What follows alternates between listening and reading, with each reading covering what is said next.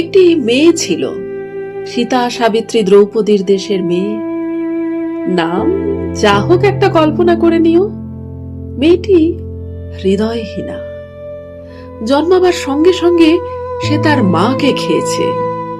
Doctor, আত্মীয়, পরিজন সবাই চেয়েছিল মাকে বাঁচাতে, অথচ মা বাঁচেনি, মেয়ে বাঁচল। মেয়ের বাপ ঘৃণায় বলে উঠল, মখাকি, হার্টলেস মেয়ে। মেয়েটা সবার তাচ্ছিল্য পেতে পেতে বড় হলো।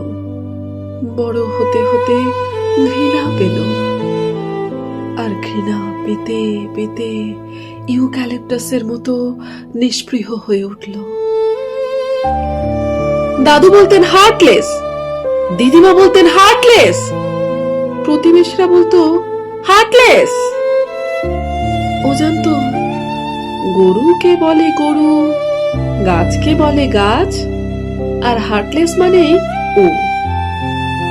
তবু আশ্চর্য, কেউ ওকে হার্টলেস বললে ওর হাত চলে যেত বুকের একেবারে বাঁ দিকে, যেখানে থাকে পদ্মরাগ মণি, আলাদিনের প্রদীপ, রমজানের চাঁদ। মেয়েটির জন্য কেউ কোনোদিন কিনে আনেনি ফ্রক পরা পুতুল, তবু বড় হলো সে। কেউ কোনোদিন তাকে বেঁধে দেয়নি চুল, তবু হুড্রু ঢেউ সেখানে। কেউ কোনোদিনও চোখে পড়ায়নি কাজল, তবু ওর ডাগর চোখে আকাশ প্রদীপ। যে ছেলেটিকে মেয়েটি ভালোবাসতো বলেছিল তোমাকে ছাড়া, বাপের আদেশে ছেলেটিকে প্রত্যাখ্যান করলো। ছেলেটি বলল হার্টলেস। ছেলেটির অনুরোধে বাপের মনোনীত পাত্রকেও বিয়ে করল না। বাপ বলল হার্টলেস।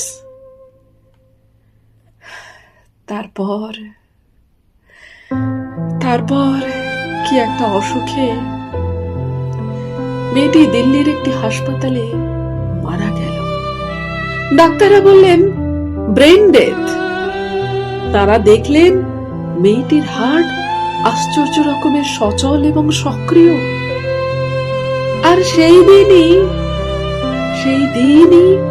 দিল্লির হাসপাতালের কেবিনে এক পরম হৃদয়বান ব্যক্তির মৃত্যু ঘটতে চলেছে। ডাক্তার বললেন হার্ট ডেথ। দুপক্ষের সম্মতি নিয়ে হৃদয়হীনা মেয়েটির হৃদয়বান ব্যক্তির প্রকোষ্ঠে স্থাপন করা হল। লোকটি বেঁচে উঠলেন। মেয়েটি জন্মেছিল হৃদয়হীনা হয়ে, আর ওকে দাহ করানোর সময় ডোমদেরও নজরে পড়েছিল মেয়েটির হৃদয় নেই, মেয়েটি হার্টলেস।